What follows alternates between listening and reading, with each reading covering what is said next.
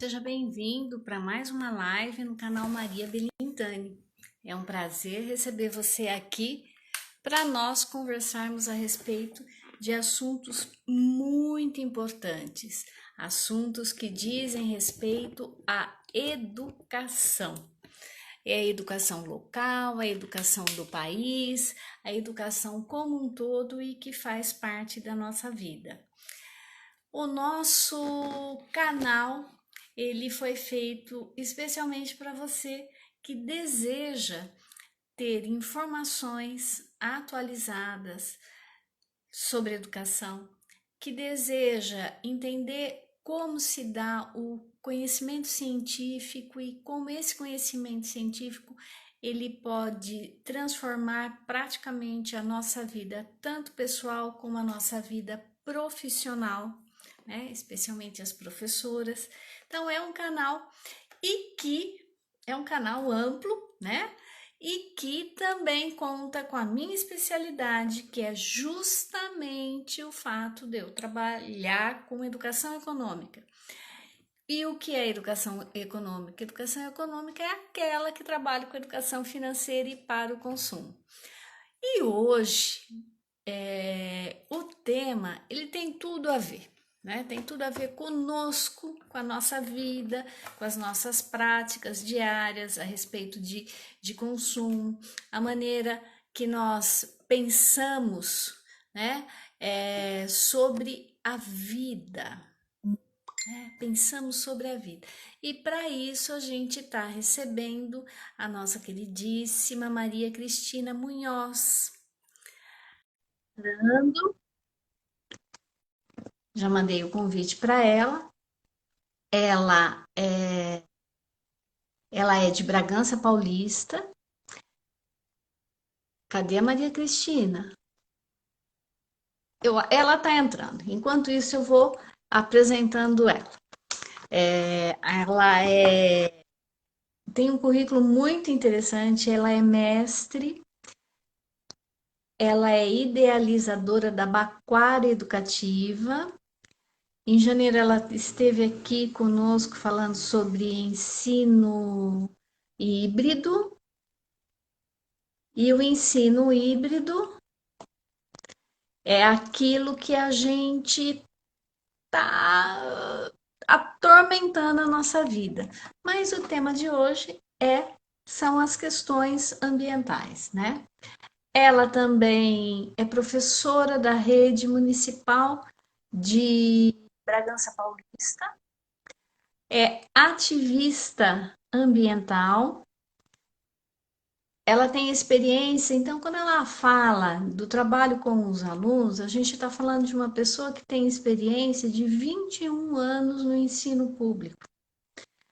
Uma professora que está junto com as crianças e que enfrenta, assim como você, como eu, né, o dia a dia de uma sala de aula, o dia a dia da administração, né, geral de uma escola.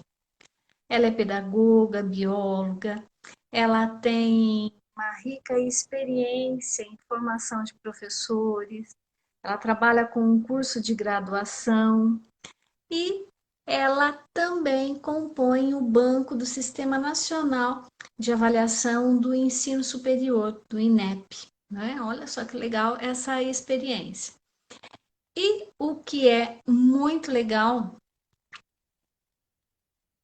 Ah, peraí, a minha solicitação não está sendo enviada.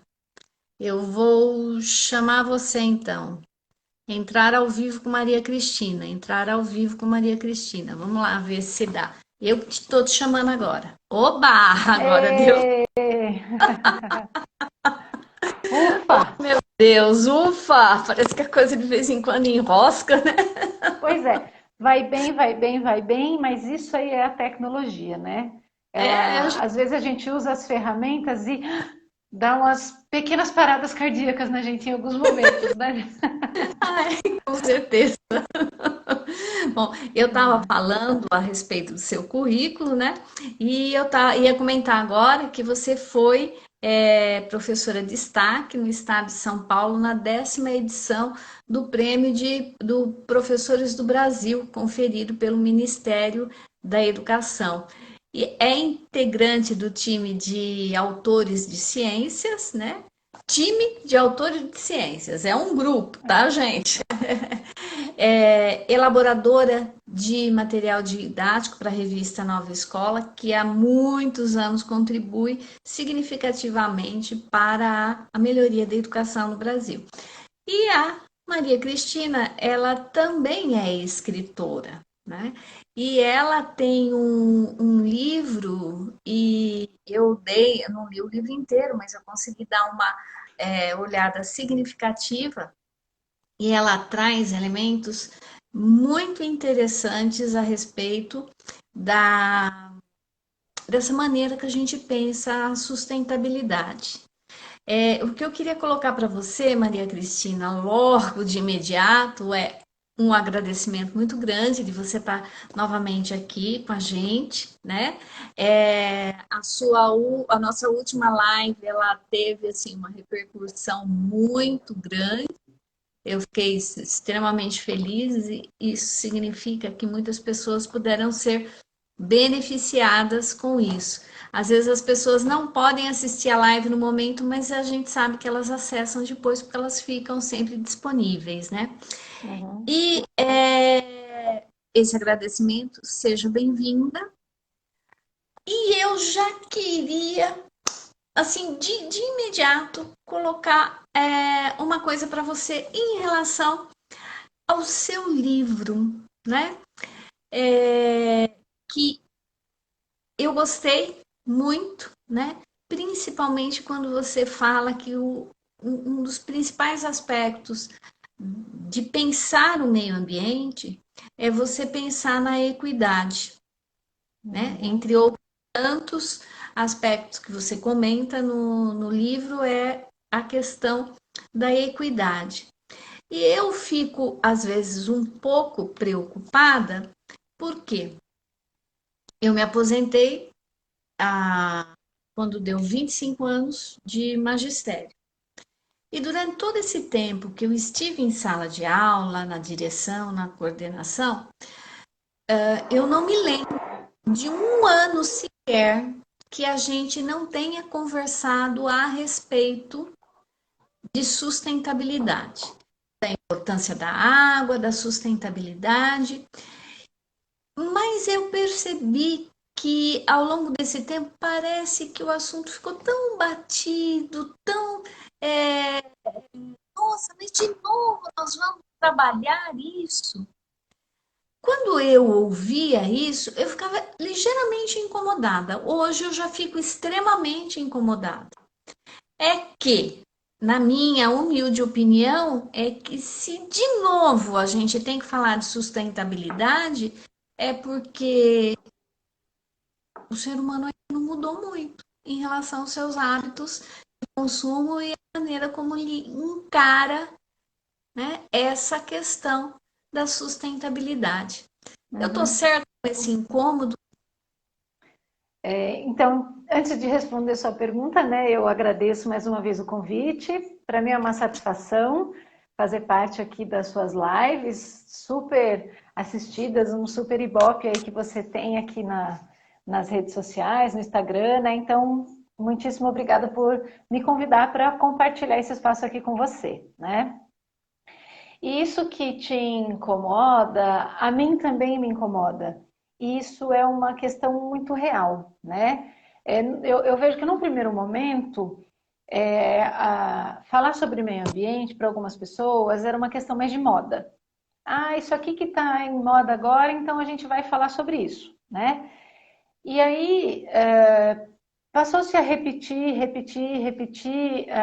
o mesmo propósito, digamos assim, né, de falar sobre as questões ambientais, desenvolver projetos sobre o meio ambiente, e as pessoas acabavam por repetindo sempre as mesmas questões. Eu acho que isso, num primeiro momento, eu achava que era moda e que ia passar.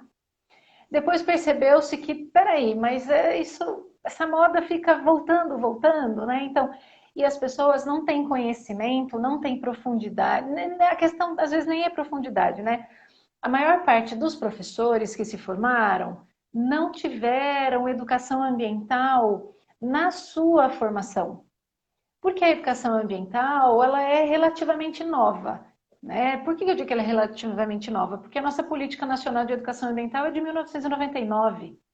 Então, a gente tem aí 22 anos de política nacional de educação ambiental, só que dessa política, para ela sair do papel, para ela virar uma prática dentro das escolas e as pessoas entenderem tanto as dimensões e a complexidade da coisa, ela é relativamente nova. Então, muitos professores que estão na ativa hoje não tiveram na sua formação educação ambiental.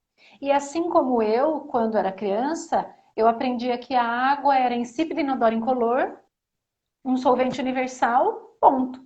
Nunca ninguém falou comigo sobre lixo, nunca ninguém falou comigo sobre consumo, sobre desmatamento.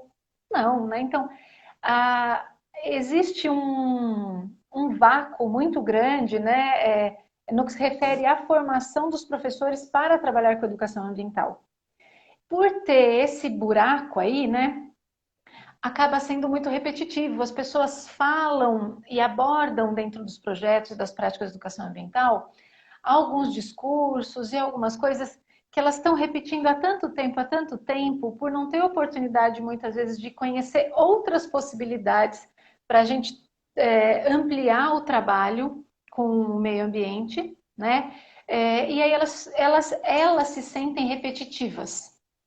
Só que a cada ano o público que está com a gente é outro. Então a sensação às vezes é que a gente está repetindo uma mesma coisa, só que o aluno não necessariamente está ouvindo a mesma coisa, né? Então tem esse aspecto também. Eu trabalhei durante bastante tempo coordenando os trabalhos de educação ambiental aqui da Secretaria Municipal de Educação em Bragança Paulista, né? E isso era um grande desafio para mim, porque eu tinha que elaborar algumas propostas de projetos, estimular que as escolas construíssem os seus projetos, mas a cada ano eu tinha que bolar temas distintos, apresentar ferramentas diferentes, estratégias diferentes, mas no fundo, o objetivo ainda era o mesmo. Mas eu tinha que dar um truque para que os próprios professores sentissem que era novidade, entendeu? Para que eles quisessem se envolver, para envolver isso também com os alunos, né? Mas a formação continuada com os professores era uma prática que eu gostava muito de fazer. E eu acho que era muito válida, porque não é só, eu costumava sempre dizer, não é só você vir aqui e aprender uma técnica ou uma atividade para você repassar para o seu aluno. Porque, na verdade, ninguém dá o que não tem. E falar sobre meio ambiente, educação ambiental, é falar sobre valores, é falar sobre essa percepção de mundo, né? E se o professor não acredita nessa proposta, se ele não tem essa visão de mundo voltada para a sustentabilidade, toda essa preocupação mais ampla, ele não vai conseguir conquistar o aluno, né? Então, eu investia muito numa formação não só técnica, mas uma formação deles enquanto cidadãos mesmo, se tornando conscientes do seu papel, da importância de algumas atitudes, de ações, né? Então, isso era um grande desafio, mas ao mesmo tempo isso era muito bom, porque eu não estava só falando alguma coisa que ia se tornar algo que ia ser executado lá na ponta, mas isso eu queria que entrasse na vida dessas pessoas também, né? Então, sempre o meu trabalho com educação ambiental teve esse viés, né? Que chegue para o aluno, mas principalmente que esse interlocutor também se conscientize e acredite na proposta, né? Olha lá, a Amanda está participando aqui com a gente, ela até está colocando, ó, o professor precisa acreditar. Exatamente, né? Então, é assim que eu vejo. A mim me incomoda muito também, né? Assim, voltando na pergunta original que você me fez, né? Que aí eu trouxe alguns argumentos de como é que eu concordava aí com você com essa questão. E além disso tudo, já emendando, né? O não aprofundamento e a repetição das mesmas coisas, e muitas vezes são equívocos conceituais que o professor traz na sua fala, né, e na hora de ensinar os alunos, né, isso é um ponto. E o outro ponto, quando você falou no início que você gostou, quando eu escrevi no livro sobre a equidade, né, e olhar para a sustentabilidade e pensar as várias os vários elementos da engrenagem que faz com que a sociedade se torne uma sociedade sustentável, a equidade é uma delas.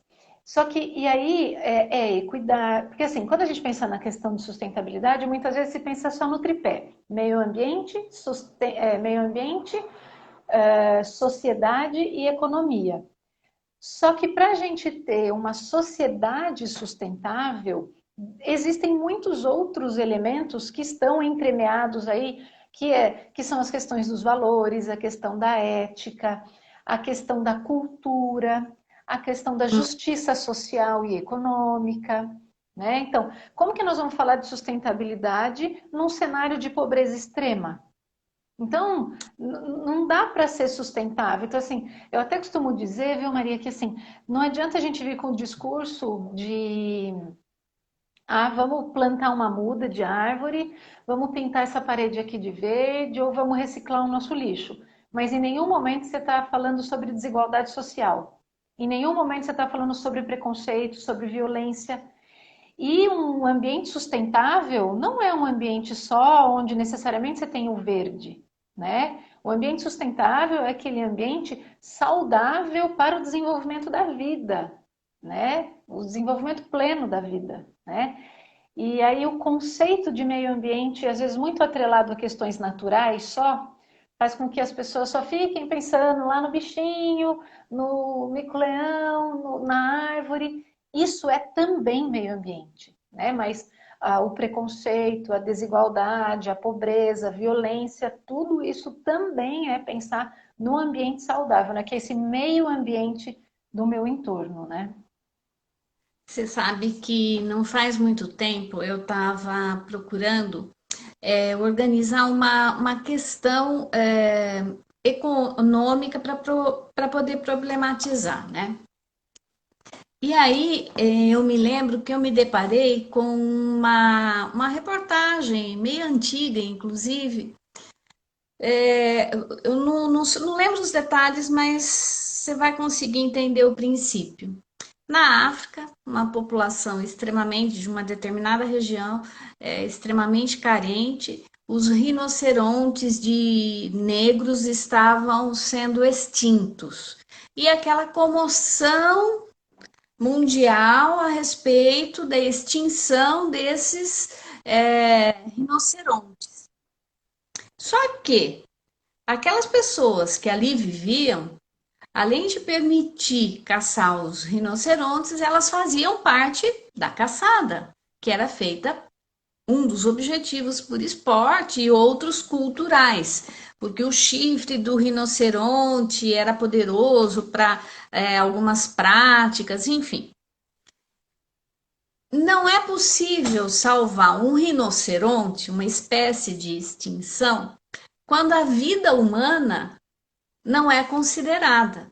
Salvar o rinoceronte não tem importância para essa comunidade se essa comunidade não tiver ajuda para que, ao cuidar do rinoceronte, o meio ambiente, ela consiga se sustentar e, por exemplo, fazer um ecoturismo. Aí sim terá significado, porque aquele espaço passa a ser um espaço que garante a subsistência dessa pessoa. Ou seja, levantar a bandeirinha a favor do rinoceronte, por mais nobre que seja, não é suficiente se eu não olhar atrás desse rinoceronte, por que essas pessoas que vivem ali não os ajudam a proteger? Tá certo? É nesse sentido, mais ou menos? Eu acho que você usou a palavra certa, a palavra que não é suficiente. Porque uma pauta não exclui a outra, né? Então, assim, querer proteger os rinocerontes, super válido, né? Isso não exclui a questão de você também pensar no contexto daquela comunidade que ali vive. E por isso que hoje se traz muito mais o termo socioambiental e não só o termo ambiental. Por mais que vários autores e pesquisadores, e eu também trabalho muito com os meus alunos nesse viés de entender que meio ambiente é tudo, inclusive os seres humanos e a nossa cultura e a nossa relação social, enfim. Quando a gente fala do socioambiental, é uma forma de você agregar, de você tornar mais claro aquilo que às vezes está meio implícito, sabe? Então, assim, é exatamente isso, né? Então, você tem que pensar no contexto dessa comunidade, você tem que favorecer também que haja um desenvolvimento para que essa comunidade possa também sobreviver, para que.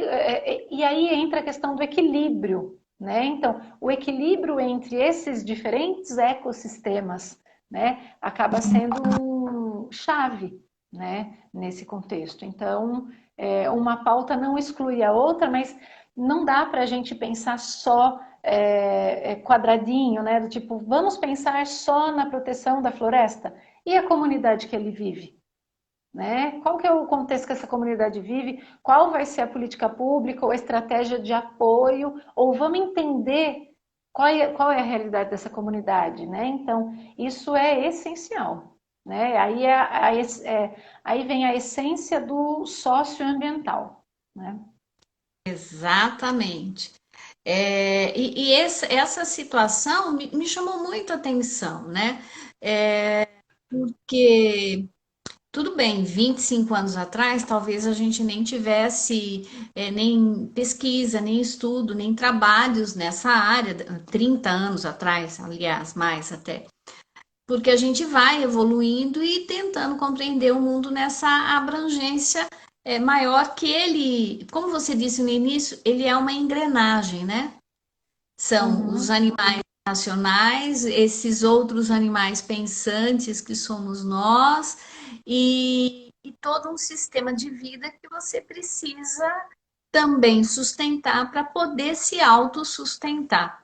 Uhum. Você acha que o que é que mais pode colaborar para a formação Nossa, das crianças? caiu o meu celular aqui, Opa! desculpa, só um minuto. Isso acontece. O meu também quase caiu. É que ele É tá que eu no. fui bem rapidinho. Agora parece que eu fiquei muito grande. Ah, agora eu fiquei menor. Aí, pronto. É que o suporte aqui, enfim. Não, Desculpa, volta é a sua pergunta, Maria. imagina, é uma experiência atrás da outra. A pergunta é: o que é que a gente pode? Você tem essa prática de sala de aula, de formação de professores, é mestre na área, é, é ativa nesse sentido. Existe alguma estratégia, algo que você possa destacar de uma maneira que, olha, Maria, dentre todas as possibilidades que eu já trabalhei, a que mais faz sentido é nesse caminho. Com educação ambiental, você diz? Com a educação, com os professores e com as crianças, dentro do contexto da escola. Eu vejo que o Eu que sei que não mais. uma perguntona, né? Não, é a pergunta de US$ 1 milhão, né? Mas eu acho que uma das coisas que mais faz sentido é quando você traz um contexto social real para a vida desses alunos ou daquela comunidade, né? Então, o que eu quero dizer com isso? Por exemplo, aqui na nossa região, em Bragança Paulista. Legal, a gente pode falar do mico-leão dourado, a gente precisa falar do contexto da floresta amazônica, a gente tem que entender tudo isso, mas eu pensar no global, eu necessariamente tenho que fazer um link com o local. Quais são as necessidades locais? Quais são as demandas locais? Os problemas socioambientais locais? E isso me aproxima da questão. Porque senão eu fico achando que o meio ambiente é só lá longe, o meio ambiente é lá no mar, o meio ambiente é lá no meio da floresta. E eu não entendo que aqui, na minha escola, por exemplo, que tem muito concreto, né? O que eu tenho que fazer para que a minha escola tenha um ambiente realmente saudável e sustentável, né? Então, eu insisto na questão da gente pensar nesse contexto próximo de nós, né? É uma questão de queimada, qual é o bioma que é da nossa região. Então, vamos partir do bioma da nossa região, mas nós não vamos parar em reconhecer só o nosso bioma, mas ele é a porta de entrada, né? E aí depois a gente vai explorar os outros. E aí, uma coisa que eu também costumo dizer é que a educação ambiental não é só a gente fazer uma horta na escola ou propor a coleta seletiva, né?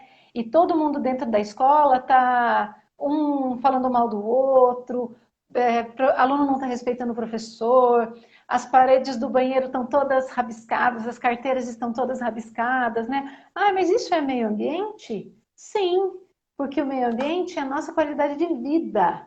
Como é que está a qualidade de vida dentro desse ambiente escolar? Então, você pensar nas relações humanas, você pensar no cuidado com aquele material, você pensar se eu tenho sombra para minhas crianças brincarem, eu pensar em otimizar o uso da água dentro do meu espaço escolar. Então, eu costumo dizer que, ao mesmo tempo que é super amplo, né, falar de questão ambiental, e parece ser tão difícil por ser tão amplo, ao mesmo tempo ela dá um monte de porta de entrada para a gente, né? Então são diferentes portas de entrada que a gente pode pegar para abordar essas questões ambientais, né?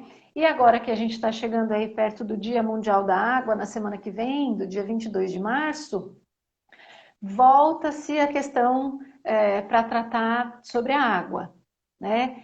E aí dentro dos espaços escolares há tantas possibilidades que a gente pode explorar, né? Na prática da educação ambiental formal, que é essa, né, dentro das escolas, é tão vasto. E eu tenho até as meninas que trabalhavam comigo um tempo atrás com educação ambiental, elas até sabem, né? Eu acho aquela música do Guilherme Arantes, Planeta Água, fantástica. Mas eu não aguentava mais ouvir. Eu não aguentava mais ouvir porque existe um rol tão grande de coisas que a gente pode fazer e trazer coisas mais atuais e problematizar algumas questões mais próximas e realmente com um significado social, assim, e aí insiste sempre na mesma musiquinha. Então, eu tinha até tinha até uma piadinha interna em relação a isso, sabe? Quando alguém colocava o Terra, Planeta, Água, eu já estava, ai meu Deus do céu, tem tantas outras coisas que a gente podia estar abordando, né?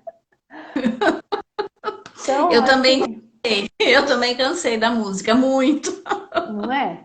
E aí, como você estava dizendo que o seu trabalho é voltado, né, da educação para o consumo, né? E aí, tanto pensando na questão de mercado, de dinheiro, de movimentação financeira, né? Como pensar também nessa lógica de consumo dos elementos naturais, dos bens naturais, né? E que eu até faço um exercício de não ficar chamando de recurso natural, porque quando a gente chama de recurso, parece que a coisa está aí só para a gente usar mesmo, e que se não tiver uma função do uso, parece que ela não tem valor. Ela só vai ter valor se ela tiver uma função Utilitária. prática, isso, boa palavra, uma função utilitária, né? Então, a gente pensar nessa valorização dos bens, né? E abordar isso de maneira do consumo, por exemplo, uma coisa que, quando a gente está falando sobre água, que eu gosto muito de abordar, é a questão da água virtual. O que é essa água virtual? É a água que é necessário, é uma quantidade de água, é uma demanda de água necessário para produzir tudo aquilo que a gente consome, só que a gente não consegue ver, né? Por exemplo, para produzir um par de sapatos. O sapato está seco ali, onde que tem água ali, né? Pois é, mas por trás desse sapato chegar até tá vestindo aqui no meu pé, são 8.000 litros de água que foram necessários para produzir aquele sapato. Para produzir um tomate, são necessários, em média, 30 litros de água para produzir um tomate, né? Para produzir uma camiseta de algodão, por volta de 2.000 litros de água, né? Daí eu até costumo dizer quão molhado está o nosso guarda-roupa, né? E aí, claro que se a gente vai pensar, essa água volta para o ciclo, mas em algum momento você vai ter a demanda desse volume de água, né? Então, quando a gente está, por exemplo, exportando soja, é como se você estivesse exportando água. Porque nos outros países não tem água em abundância para que eles tenham uma produção agrícola assim como a gente tem aqui, né? Então, é muito mais valioso do que só o grão em si, né?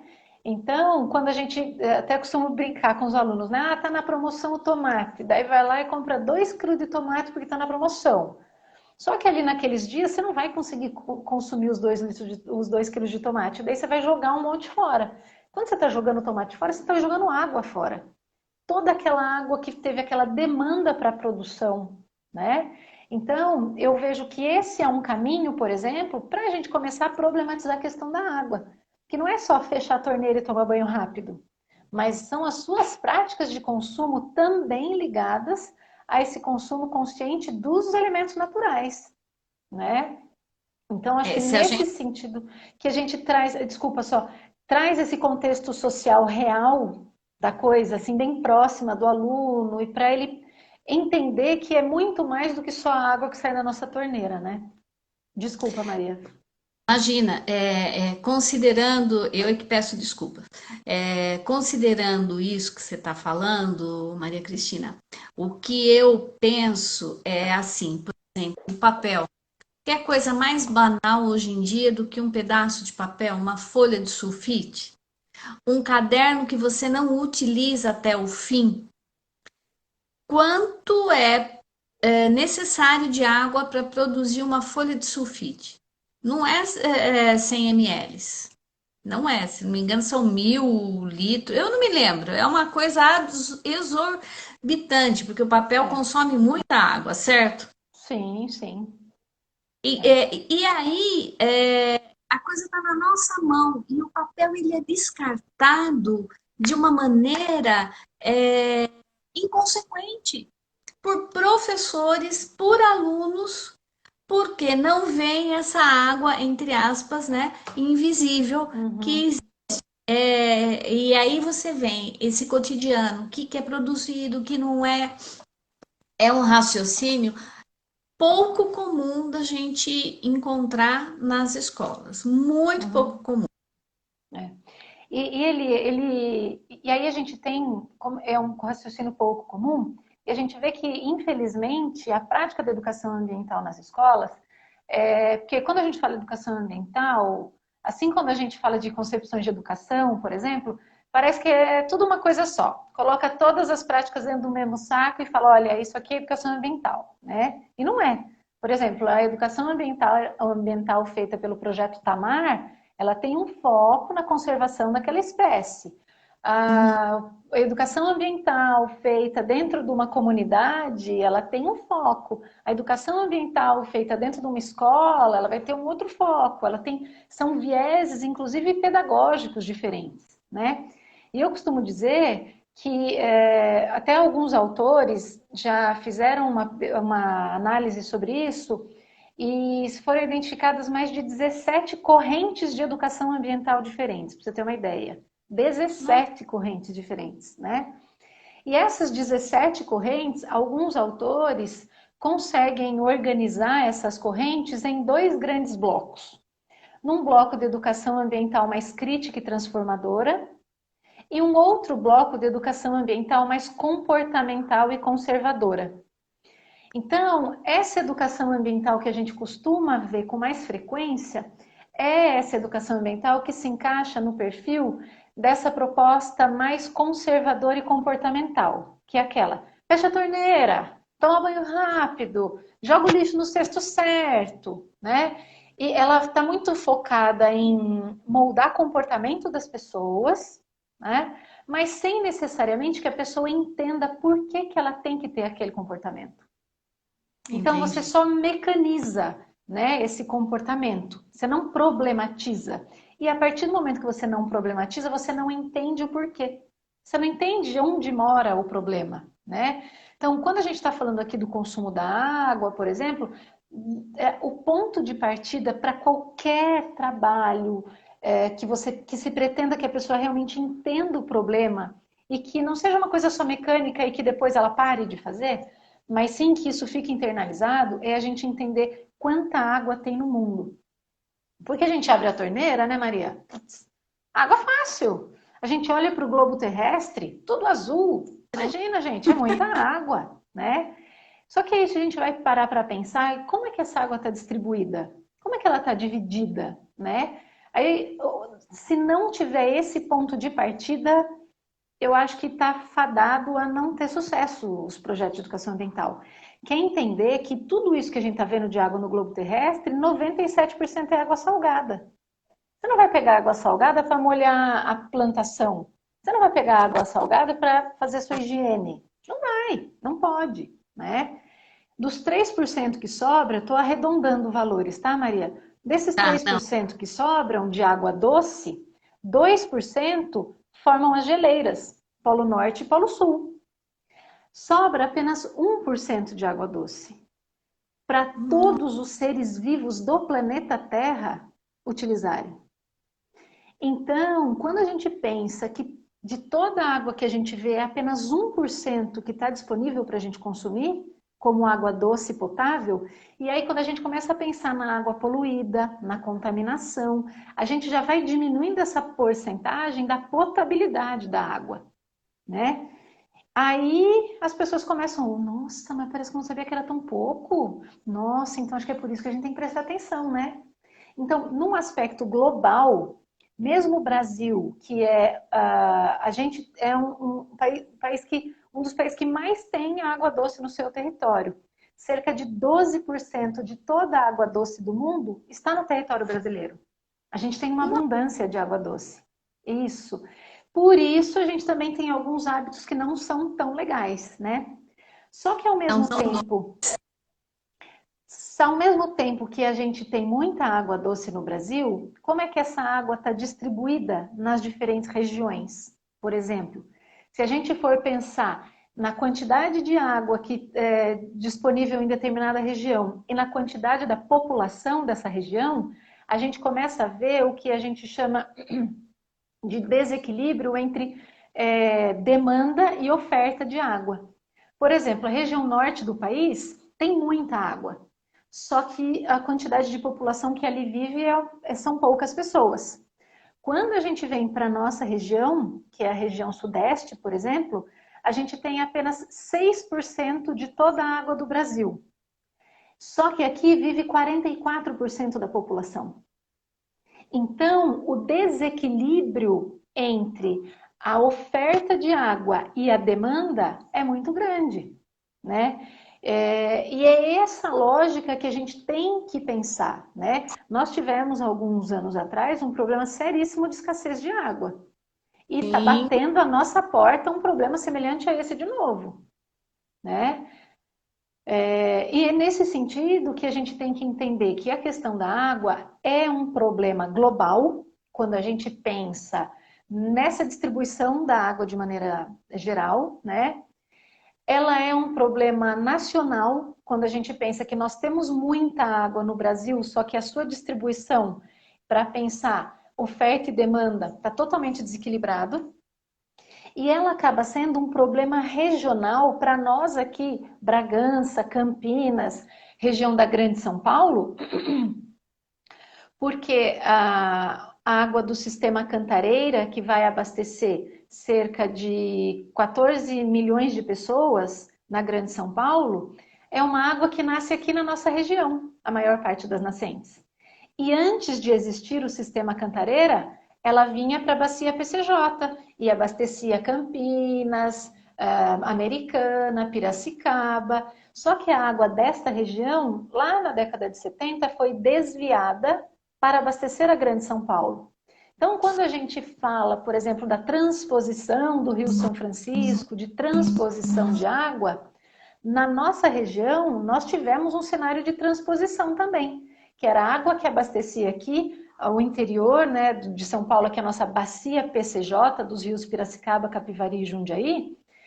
Boa parte dessa água ela foi desviada para ir para o sistema Cantareira, que é um complexo de 5 represas que vai levar água aqui da região Bragantina para abastecer a Grande São Paulo. Então, cerca de 14 milhões de...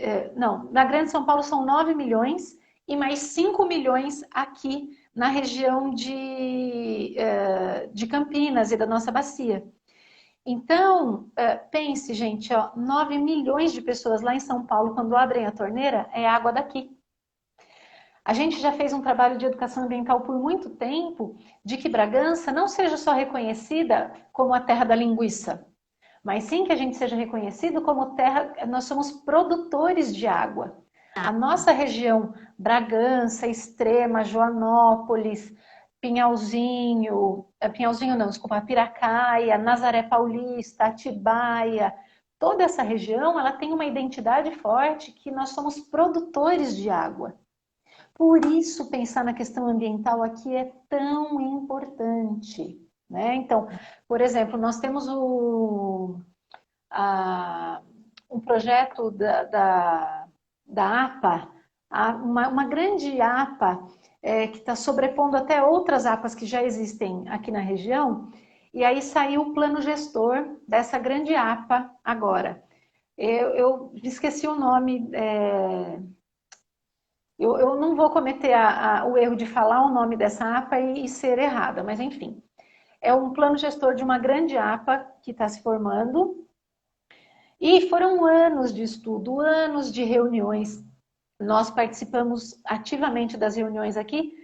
E agora que esse plano diretor, esse plano gestor saiu, vários prefeitos da região, com apoio de vários deputados, inclusive aqui da região, estão lá batendo na porta do Dória, querendo derrubar o plano gestor inteiro da APA. Por quê? Porque ele traz elementos que limitam a exploração do espaço sem uma certa organização, e isso é muito prejudicial para a manutenção da produção de água, do equilíbrio dinâmico do clima, entre outras coisas, né? Só que, infelizmente, Maria, as pessoas só pensam no agora, né? E essa pandemia está vindo para mostrar para mim e para todos nós, e principalmente para nós ambientalistas, é uma dor no nosso coração que você não acredita. Porque a gente fica falando assim, olha gente, no futuro, se a gente não pensar agora, no futuro a nossa vida está em risco. A nossa vida está em risco agora, com uma chance de você morrer daqui 15 dias. E mesmo assim as pessoas não estão nem aí. Então, Com a máscara, né?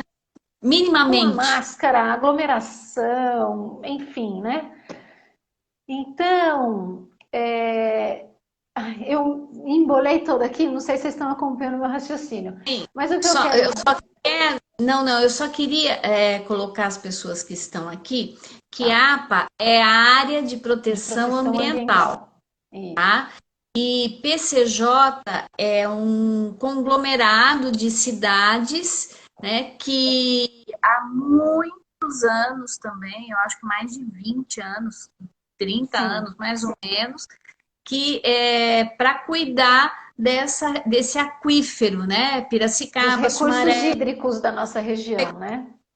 Hídricos da nossa região. Eu não lembro a sigla, mas eu sei que o objetivo do PCJ é justamente esse, tá? Então, quando a Maria Cristina está trazendo, ela está trazendo desde essas ações do PCJ, em reuniões, e é um sacrifício, viu, gente? Até a prefeitura disponibilizar alguém para fazer parte dessas reuniões, de representar o município, de você passar para o prefeito, e o prefeito entender o que significa isso, e efetivamente assumir, e depois vir com esse outro plano também, que é o de área de proteção ambiental, é uma luta. Porque existem muitos interesses em jogo que vocês não fazem ideia. Inclusive, o que está em jogo é a falta de conhecimento também da maioria das pessoas, que com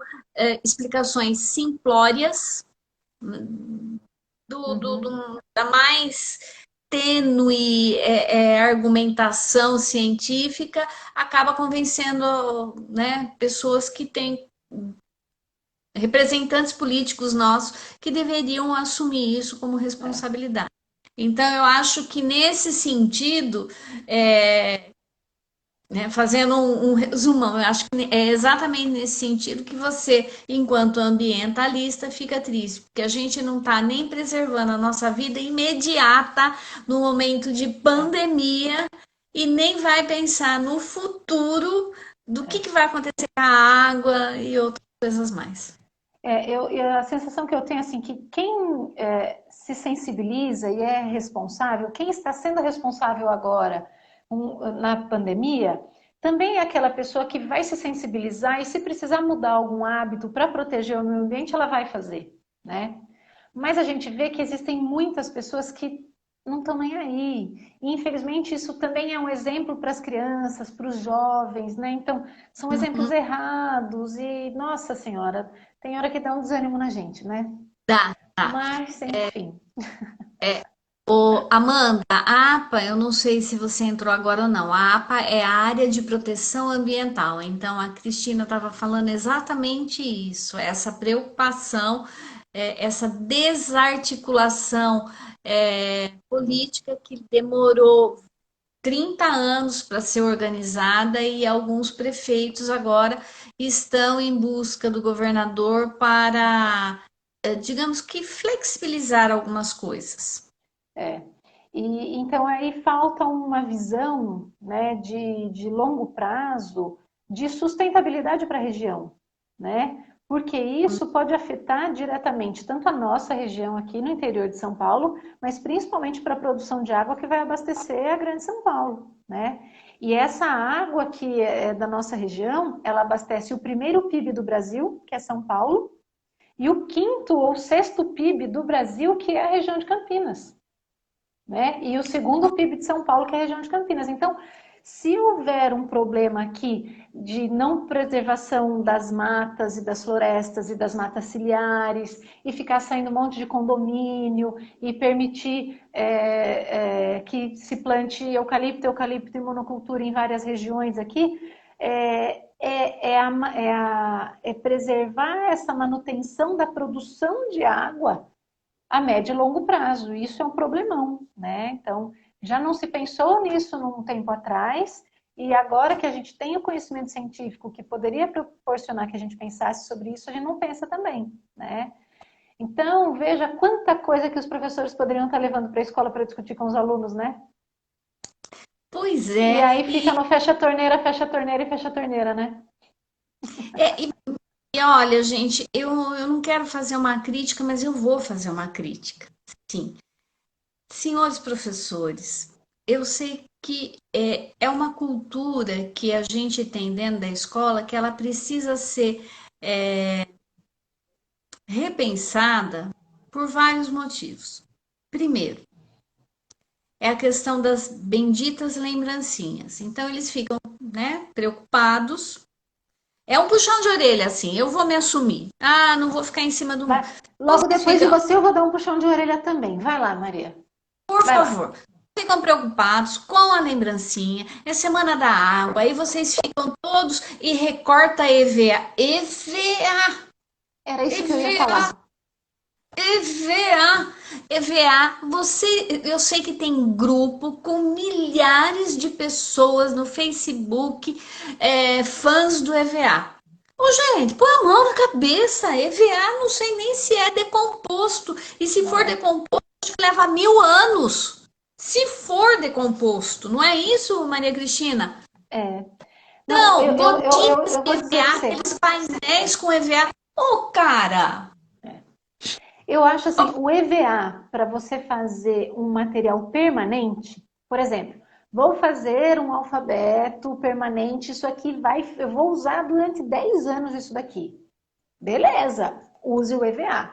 Agora, para você fazer a lembrancinha, a Amanda falando assim, gotinha, distribuir gotinha de EVA no dia da água, isso é a morte, minha gente. Porque o EVA, ele é um plástico termorrígido. Ele é um plástico que é, A reciclagem do plástico acontece quando você granula, corta o plástico em pedacinhos, ele derrete e aí ele se molda numa outra coisa. Isso proporciona a reciclagem do plástico. O EVA, ele não derrete. O EVA, se você pôr no fogo, ele torra, ele queima, ele vira um torrão. É impossível dele ser reciclado. Então, é um material que vai para o lixo e assim como você falou, Maria, vai ficar milhares de anos lá, porque é um negócio que não se decompõe rápido. Então, gente, quanto que nós já poluímos o planeta fazendo as coisas de EVA? Pelo amor de São Francisco, não fiquem fazendo, principalmente para o Dia do Meio Ambiente, não faça lembrancinha de EVA. Por favor, por Não favor. faça lembrancinha, gente. Não Não. precisa de lembrancinha. Pelo amor de Deus. Pega um potinho de iogurte aí que vai ser jogado e planta um pé de alface, alguma coisa nesse sentido. Qualquer Ótimo. coisa. Mas fazer lembrancinha. Ou então, eu vou É bem o pegar que a você questão. falou, é uma cultura escolar que a gente precisa vencer, né? Não dá. No nosso curso de ensino híbrido, uma coisa que a gente fala, um dos tópicos é a necessidade da gente desnaturalizar a cultura escolar. Porque a força da naturalização é tanta, né? Que quando você fala de fazer alguma coisa diferente, mas nós sempre fizemos assim? Mas sempre foi assim? Mas quem disse que sempre foi assim? Como assim sempre foi assim? Como se fosse uma coisa natural, né? O que é natural? Natural é a gente respirar. Eu preciso pensar para respirar? Não. Natural é o meu rim funcionar. Eu preciso falar, rim, funcione agora? Não. Natural é anoitecer e amanhecer. A escola, a instituição escola, é uma construção cultural social. A cultura escolar é uma construção social. Se ela é uma construção social, a gente pode reconstruir. A partir do momento que eu naturalizo, eu consigo mudar o jeito que eu respiro? Eu consigo mudar como o meu rim funciona? Ou fazer amanhecer e anoitecer diferentes? Então, o que é natural, a gente realmente não consegue mudar. A partir do momento que está naturalizado algumas coisas, para você conseguir mudar isso, minha amiga, então é um processo de desnaturalização. Vários autores que escreveram sobre fundamentos do currículo também trazem esse olhar de desnaturalização de práticas e de culturas escolares. Gente, lembrancinha, já foi esse tempo, minha gente. Vamos fazer coisa palpável, que vai proporcionar que o meu aluno tenha uma visão crítica das coisas, se posicione, que realmente traga argumento para a fala do meu aluno. E não ficar dando gotinha de EVA no dia da água, né, Amanda? Isso aí que você falou aí. Não, E não, sem. acontece. Acontece muito. Gotinha de EVA no dia da água, guardanapo para mãe no dia das mães, né? É. Você vai o quê? Solidificando o papel da mulher, estigmatizando mais ainda essa questão de só serve para ser dona de casa. Mas eu não pensei nisso. Não precisa. As piores coisas são feitas sem a gente pensar. Esse que é Uhum. o grande problema. É isso que a Maria Cristina está colocando. Você naturaliza, incorpora É. e boa, vai seguindo a vida e vai matando. E vai matando as coisas que estão na frente de você. Literalmente. Literalmente. Essa questão do EVA pega para mim de uma maneira absurda. Eu, Então, é possível fazer tanta coisa linda com color set, papel dobradura. Nossa, bora trabalhar no papel, minha gente, porque daí o papel você recicla, o papel ele decompõe rapidinho. Bora substituir o EVA pelo papel. Não é que não é para a gente fazer painel. Vamos fazer, é lindo, eu adoro. Mas vamos fazer de papel, minha gente, né? e Deixa o olha, EVA. Deixa o eu EVA para o que vai ser permanente, né? permanente isso. E aí eu coloco até uma outra coisa. Às vezes a natureza, as folhas, elas proporcionam uma combinação tão bonita para você colar, para você pegar, para você deixar um mural bonito, folhas secas. Elas caem no chão, aproveita aquilo e as nuances de cores, elas são muito mais reais e proporcionam para as crianças uma uma experiência do que simplesmente depois desenharem árvores verdes e folhas verdes ou flores vermelhas. A natureza não se limita a essas cores, gente. Uhum, uhum. Então, pronto, ficou aqui a bronca. Vocês me desculpem, mas é isso, não pode. Não pode, não pode, não pode. E eu, se fosse a diretora, proibia. Teve época que eu não proibia, não tinha consciência. Mas uma vez a gente foi fazer um trabalho numa escola, né, justamente de educação para o consumo consciente. Eu falei assim, bom, a primeira coisa aqui é EVA está proibido na lista de material. Nessa escola não se usa mais EVA.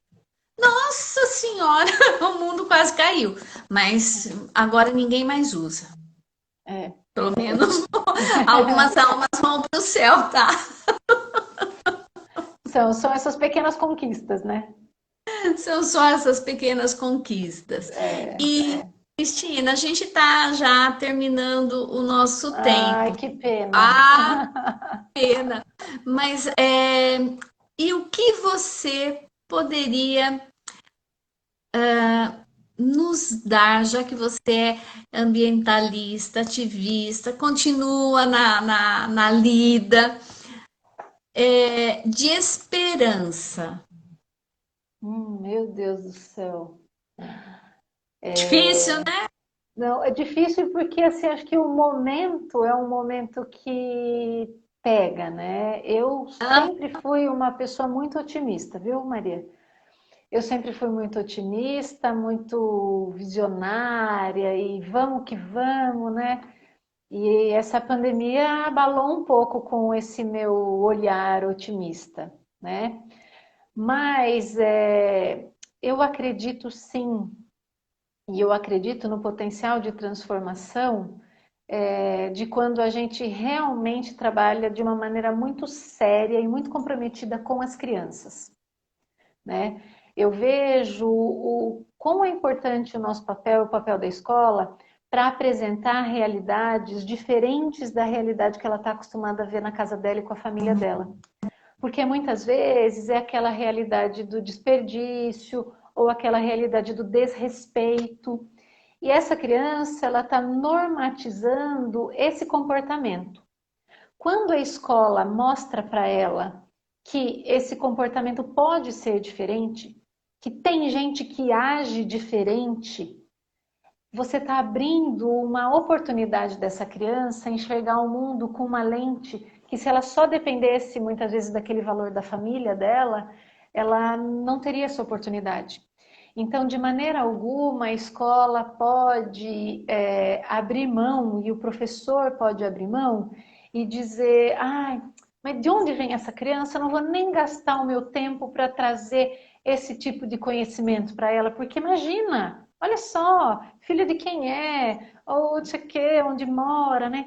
Essa é a criança que mais precisa que a gente apresente tudo que o mundo oferece. É essa criança que precisa aprender que as relações podem ser feitas com carinho. É essa criança que vai aprender que mentir é feio.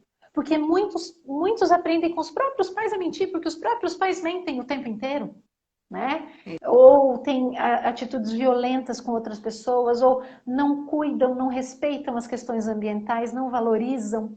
Então, se a escola não mostrar essa realidade, quem vai mostrar essa realidade para essas crianças? Não é? Então, é nesse Ninguém. sentido que eu ainda tenho esperança. A minha esperança está nisso, né? E é nesse compromisso mesmo de oferecer esse outro olhar, né? Essa diversidade de olhares para as crianças, né?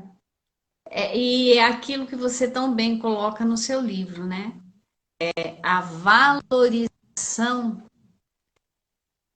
o respeito, o Uhum. sentimento, é o resgate de um sentido de coletividade, Uhum. de viver em coletividade, ampliar o universo da criança, porque essa é a função da escola.